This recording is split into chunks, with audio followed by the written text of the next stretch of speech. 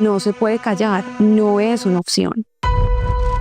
Cuando son tantas veces y es tan repetitivo, tú dices, no más, este cuerpo no aguanta más. Hay 2 perpetradores que en estos momentos están en la cárcel, el de mi hija y el mío. Y yo lo que hago es bendecirlos. Stephanie Solórzano fue presentadora de televisión durante muchos años, siendo la cara amable de las noticias. Detrás del brillo y de su sonrisa se escondía una dolorosa historia de abusos constantes.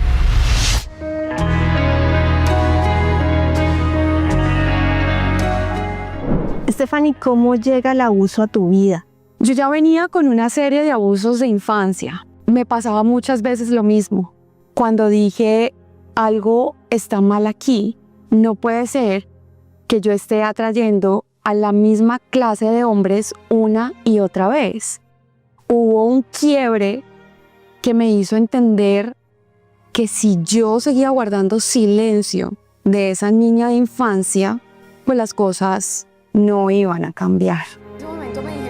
Cuando el abuso ocurre en la niñez, no solo hiere el cuerpo, rompe algo más profundo, la identidad. Cuando llegas a una edad donde ya te toca ver el mundo desde otra perspectiva, donde ya empiezas a razonar, te enfrentas con algo muy difícil porque no te reconoces. Te cuesta saber quién eres, te cuesta mirarte a un espejo, te cuesta amarte y aceptarte tal y como eres, porque te sientes sucia. Desde sus 8 años, el abuso se repitió como un patrón, acumulando a través del silencio heridas no sanadas. Me costó más o menos unos 36 años llegar a esto, a descubrir que sí era un patrón repetitivo y que tenía que hacer un proceso de sanación y de perdón para poder dar un paso evolutivo en mi persona como mujer, como ser humano, para poder cortar ese patrón. Stephanie se vio obligada a abandonar su carrera y en 2012 llegó a urgencias sin saber que el colapso que la inmovilizaba era una depresión mayor. Cargaba años de violencias normalizadas y un duelo no resuelto. En una camilla, en total indefensión, ocurrió otro abuso, el que lo cambió todo. Cuando tú vas a una clínica, tú vas a que te curen. En esa confusión de esa mujer que no se siente, que no está viva, que está marchita, que está metida mentalmente en un laberinto, pasarle un abuso en una clínica, pues es muy difícil. Ahí es cuando cojo las fuerzas, porque ya digo, hasta aquí, este va a ser el último abuso en mi vida, porque no voy a permitir que esto vuelva a suceder nunca más. Es que tomo las fuerzas para buscar a la enfermera jefe y al jefe de urgencias para ir a hablar con ellos y decirles que yo sentí que había sido abusada. Y básicamente ahí se veían las cámaras cómo este personaje utilizaba como estrategia el aparato de electrocardiograma para transportarlo hasta mi cubículo, y yo te aseguro que no solamente yo corrí con esa mala suerte, sino muchas otras mujeres o tal vez niñas, porque era algo que era muy premeditado y que él ya sabía cómo hacerlo, o sea, era muy profesional en lo que hacía. ¿Qué poder tiene la palabra, no solamente para hacer justicia, sino también para liberarse uno mismo? La tiene toda, tiene todo el poder, porque si no hablas, es permitirle a ese perpetrador que siga abusando, no solamente de ti, sino de las que vienen atrás. Lo que yo quiero que entiendan aquí es que cuando un padre no permite que un hijo hable, le perpetúan el dolor. Al darle ese derecho a ese niño, a esa niña, a esa adolescente, ella empieza a hacer su proceso de sanación. Stephanie decidió denunciar al enfermero. El proceso duró 12 años y estuvo marcado por la revictimización. Aunque fue condenado, el hombre huyó y las autoridades no lograban ubicarlo. Entonces Stephanie volvió a hablar, esta vez de manera pública, en un medio digital. Un gran amigo mío me dice, Steffi, pues o sea, tu caso no es cualquier cosa. venga a tu barco, yo te recibo con los brazos abiertos, hablemos de esta vaina. Y es increíble que después de 2 días de yo haber hablado, ya empieza la comunidad caleña, incluso la comunidad caleña que vive en España, empiezan a hacer una cadena humana para ubicar el paradero de este personaje y me empiezan a mandar fotos del individuo y me dicen es este. Está en Zaragoza, España. En Zaragoza una caleña decía si tengo que ir a buscarlo, díganme qué hago, que yo estoy dispuesta. Entonces empieza una cadena, ¿sí?, de comunicación, porque básicamente, Ángela, quienes capturan a este personaje en Zaragoza es un abogado español, una exfuncionaria de la Interpol Madrid, un policía de Zaragoza, mi prima, que era la amiga de una activista colombiana en España, su mejor amiga, mi abogada y yo.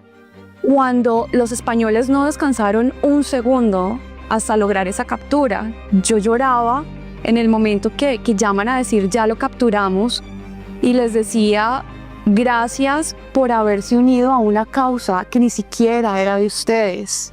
Mientras espera que avance el proceso de extradición, Stephanie publicó Sana tu vida, un libro en el que relata los abusos que sufrió y su camino de sanación. Allí también reveló que su hija vivió una experiencia similar. Cuando tu hija te cuenta que también ha sido abusada, y no solamente una, sino 2 veces, ¿qué se mueve en ti como madre? No, pues, como madre, completamente deshecha porque sé que es cargar una herida de abuso. Es algo que cicatriza, pero que esa cicatriz te queda por el resto de tus días. Tú tienes que aprender a vivir con esa cicatriz. Y cuando la herida está abierta, es una herida que duele demasiado. El primer abuso de mi hija es en el colegio, a la edad de 12 años, por un compañero mayor a ella. Pero entonces nosotros exponemos este caso porque ella es abusada durante 6 meses por este niño, porque la tenían amenazada. Bajo esas circunstancias, yo informo al colegio, lo manejan pésimamente mal, no activan la ruta y me toca sacar a mi hija del colegio. Y la persona que hizo este abuso se queda en el colegio. Con el tiempo, el joven fue expulsado del colegio, pero la violencia continuó. Ana Sofía siguió siendo víctima de matoneo y en ese contexto de vulnerabilidad volvió a ser abusada, esta vez también por un profesional de la salud. 5 años después, infortunadamente por un médico de confianza de la familia, mi hija es abusada por este médico. Para mí era un excelente médico, tenía todo que ver con mi familia, atendía a mis hermanos, a mis padres, a mis tíos. Era una persona de confianza al 100%. O sea, era una persona en la que tú podías depositar, ok, te voy a mandar a mi hija para que por favor le pongas un suero, para que la revitalices, porque se siente cansada, se siente un poco abrumada y lastimosamente pues se fue a la boca del lobo y fue abusada en febrero de hace 2 años. En este caso también hubo justicia. Juntas decidieron hablar y no guardar silencio. En su proceso de sanación, Stephanie encontró una explicación que va más allá de la razón. Stephanie, hablemos también del linaje femenino, de todos esos dolores que nosotras también cargamos o podemos cargar de nuestras ancestras. Las mujeres heredamos una carga transgeneracional diferente a la de los hombres. ¿Por qué?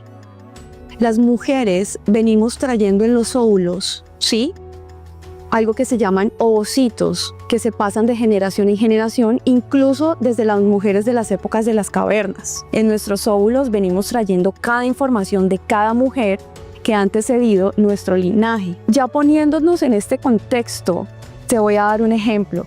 ¿A qué bisabuela, hablo por la mía, se le ocurre voluntariamente tener 16 hijos? De eso hablábamos ahora. Ahí hubo abusos. A ninguna se le ocurre tener tanta cantidad de hijos voluntariamente. Mi abuela tuvo 8 hijos y tampoco creo que haya sido voluntario haber tenido esos 8 hijos. Y fueron mujeres demasiado sumisas, supremamente sumisas. Toda esta tara y todas estas cadenas siempre se desencadenan en alguien de la familia. Ya sea porque vienes a cortar con esas cadenas, ¿sí? Y a sanar de alguna manera hasta ahí ese patrón. Ahora, yo sé que el linaje de mi hija o la generación de mi hija va a ser completamente diferente, porque ella decidió romper el silencio, al igual que yo, ellas no. Este entendimiento llegó a través de la terapia en la que se especializó. Hoy acompaña a otros sobrevivientes de abuso, personas que buscan sanar y reconstruir su historia. Porque cuando tienes estas heridas te tienes que permitir sentirlas y hacer un duelo. La gente no puede esperar a que cuando eres abusada sexualmente hagas de cuenta que no pasó absolutamente nada, porque te destruyes en 1000 pedazos y el proceso de sanación lo que hace es empezar a recoger cada uno de esos pedazos y que cuando te reconstruyas entiendas que esas heridas hacen parte de tu historia y amarlas. Pero ¿cómo se hace ese proceso? A través del duelo, a través de permitirte sentir rabia, sentir odio, sentir sed de venganza, porque es que yo no te puedo mentir, yo soy un ser humano y eso se siente, por supuesto que se siente, pero entonces vas pasando de estadios, ¿sí? Entonces ya empiezas a ver que hay otro camino diferente, porque te vas reconociendo, porque te tratas con compasión, porque te hablas con paciencia, porque te miras al espejo y empiezas a ver una mujer valiosa, una mujer bonita en el ser que vale la pena rescatar y que vuelva a nacer.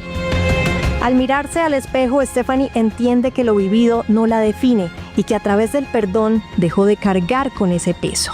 Cuando a ti te dicen perdón, tú lo entiendes porque sabes lo que significa, pero cuando te toca en carne propia empezar a hacer el proceso, es muy difícil al principio, pero entiendes que es la única virtud que te va a ayudar a que realmente no sigas cargando con ese perpetrador. Y la pregunta es, ¿tú qué quieres para tu vida? ¿Cargar eso por el resto de tus días, para enfermarte, para irte por un abismo, para no querer reencontrarte, o al contrario, perdonando, liberándote de esos pesos, que eso es lo que nosotras hemos hecho? Entendiendo de alguna manera, yo sé que es muy contradictorio y difícil lo que voy a decir, de que si no hubiera sido por esos perpetradores, yo no estaría aquí sentada y no estaría hablando de lo que estoy hablando. Entonces es entender que nada es casualidad, que todo tiene un para qué, no un por qué, sino un para qué, una razón de ser. Y que por más duro que sea por lo que estás pasando y que lo sientas en tu alma y en tu corazón, agradezcas. Esa es una forma también de alivianar las cargas, agradeciendo. A través de su libro y su trabajo como terapeuta, Stephanie impulsa el poder de la palabra en las mujeres. Además, prepara un proyecto de ley para mejorar las rutas de atención a las víctimas de estos delitos. En este proyecto de ley Cero Tolerancia a la Violencia Sexual de Niños, Niñas, Adolescentes y Mujeres, que yo estoy proponiendo en estos momentos, justamente es que las mujeres y los niños no se tengan que revictimizar tanto cuando pasan por estas rutas, porque son despiadadas e inhumanas. Con solo decirte que es peor pasar por las rutas, por ejemplo por una EPS, que la misma circunstancia la cual te llevó allá, porque están completamente deshumanizados, porque están completamente desorganizados, porque no te dicen qué va a pasar contigo, porque no es un personal capacitado para darte esa orientación, porque no hay psicólogos de piso, porque no hay trabajadores sociales de piso, y porque a quien le toca manejar todo el tema es a la médico jefe de urgencias. Entonces ya te podrás imaginar, además que no te advierten que cuando entras no puedes volver a salir, entonces te sientes secuestrado. Así ha sanado Stephanie Solórzano. Hoy cuestiona los sistemas que revictimizan y decide seguir hablando, porque sabe que la palabra puede cambiarlo todo. Y confía en que si su voz es escuchada en el país, algo o mucho pueda cambiar para las mujeres más vulneradas.